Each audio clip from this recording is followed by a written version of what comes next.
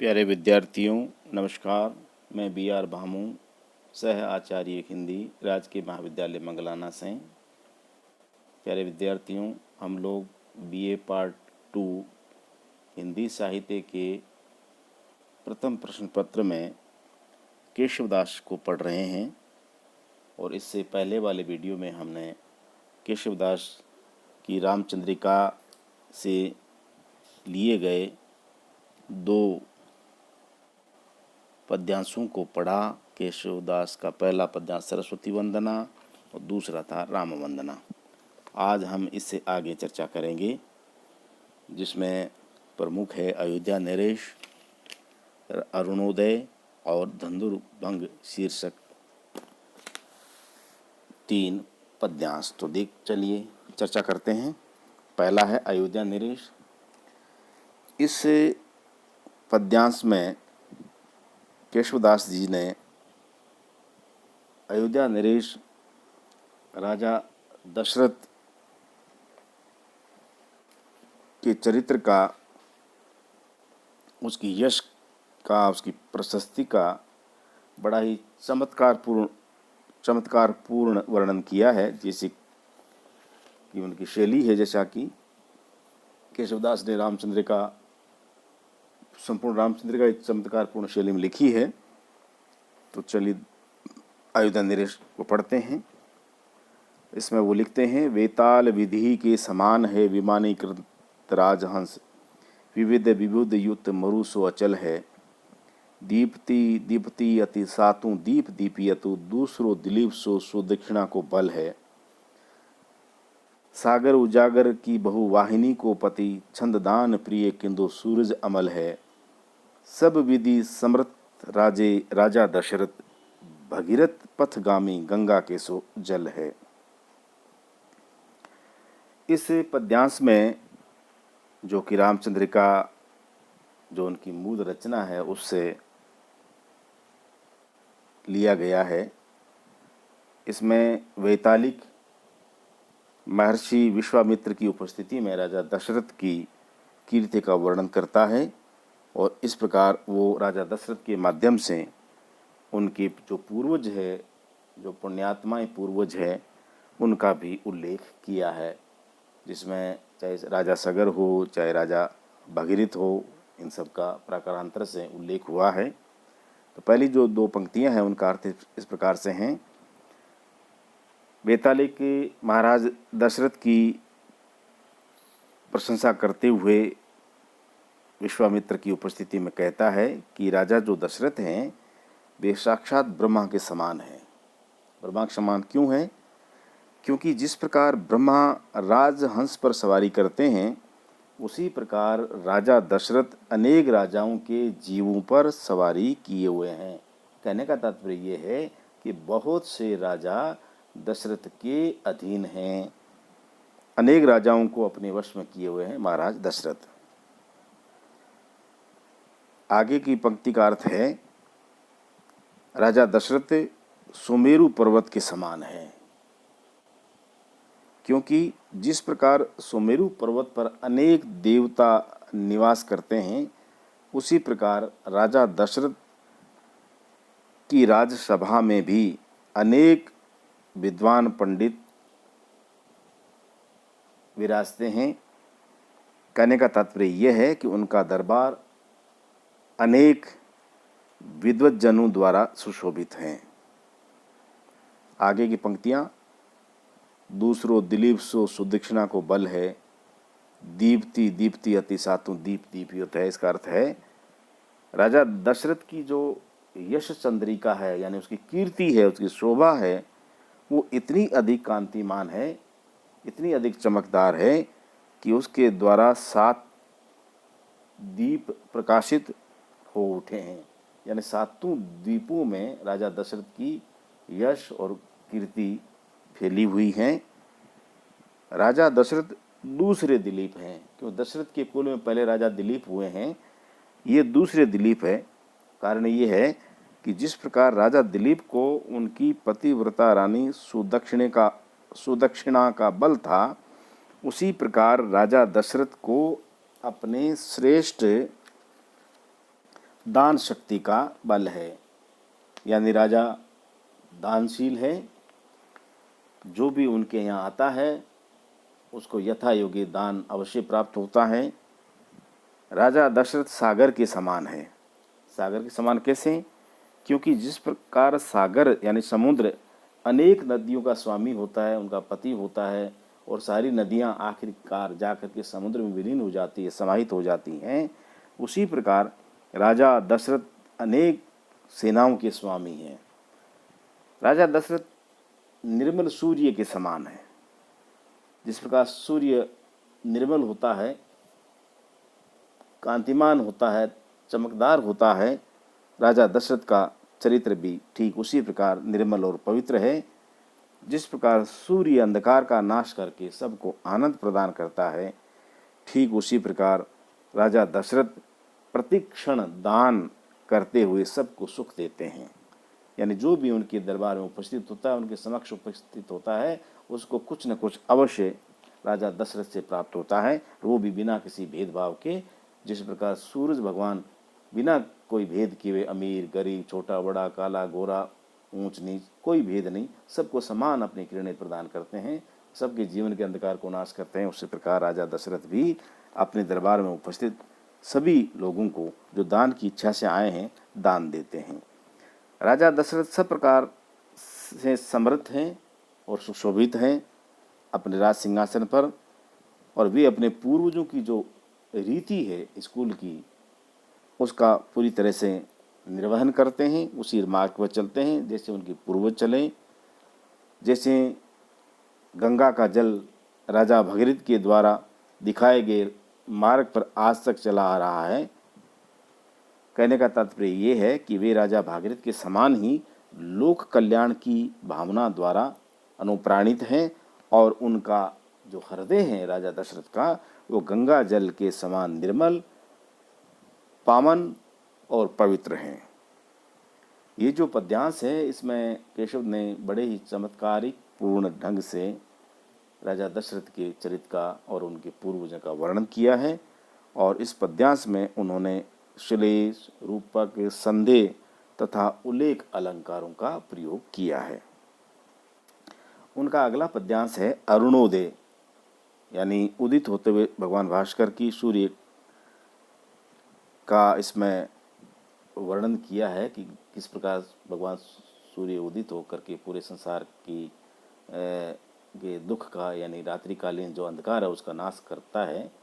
और इस शीर्षक में भगवान राम जब धनुर्भंग करते हैं उससे पूर्व की घटना का जिक्र है।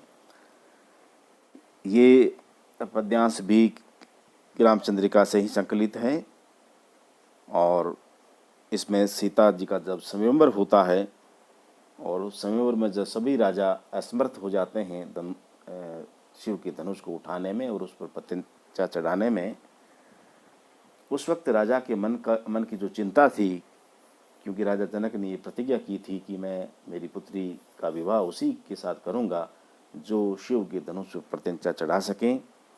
इस दृश्य का कवि ने बड़ा ही सुंदर वर्णन किया है। चलिए देखते हैं, पढ़ते हैं इसको। सातह हूँ दीपन के अवनीपति, हारी रहे जिये में जब जाने, 20 विषे व्रत भंग भयो, सु कहो अब केशव को धनुताने। शोक की आग लगी परिपूर्ण, आई गए घनश्याम बिहाने, जानकी के जनकादिक के सब फूल उठे, तरु पुण्य पुराने। कवि लिखता है, जब राजा जनक ने ये जान लिया कि संयंवर में आए हुए सातों द्वीपों के सभी राजा शिव धनुष की पतंचा चढ़ाने में हार गए हैं, तब उन्होंने अपने मन में विचार किया कि अब तो मेरा जो प्रण है वो अवश्य ही टूट जाएगा, क्योंकि सातों द्वीपों के जितने भी राजे महाराजे युवराज उपस्थित थे वे सब प्रयत्न करके हार गए और किसी से शिव धनुष पर पतंचा नहीं चढ़ाई जा सकी।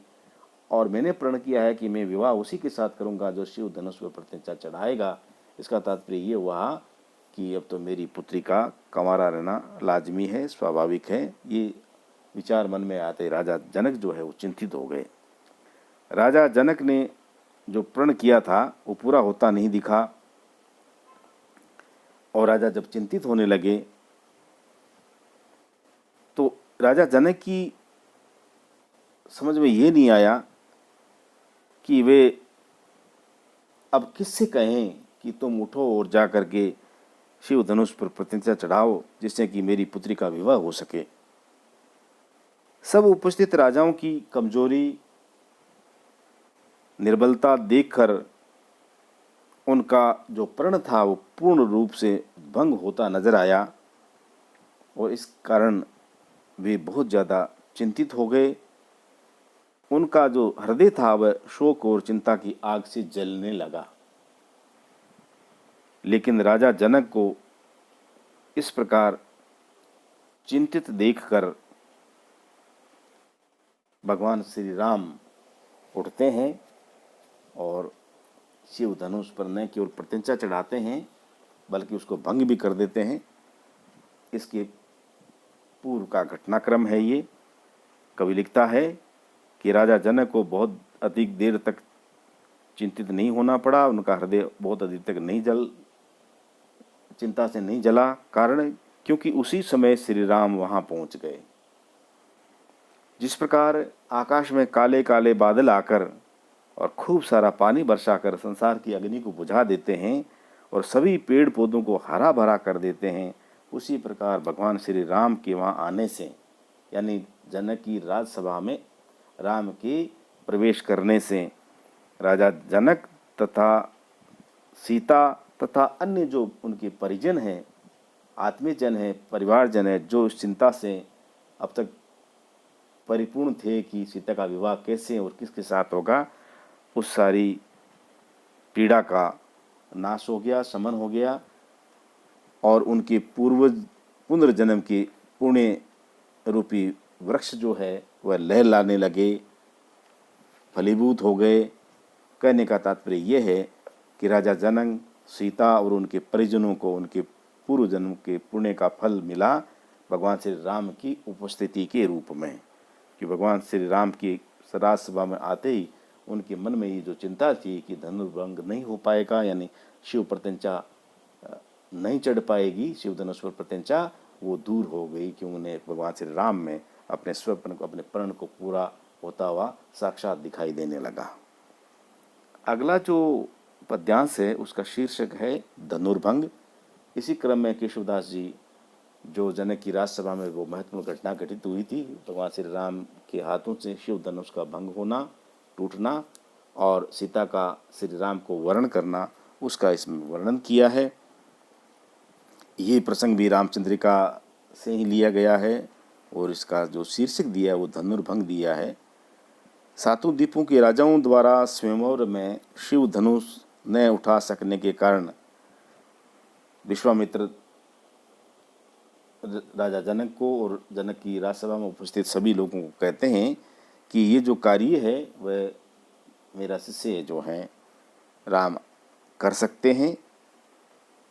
तो राजा जनक इस बात पर विश्वास नहीं करते कि जब सातों द्वीपों के महाबली राजा और उनके बलशाली युवराज इस धनुष को नहीं उठा सके,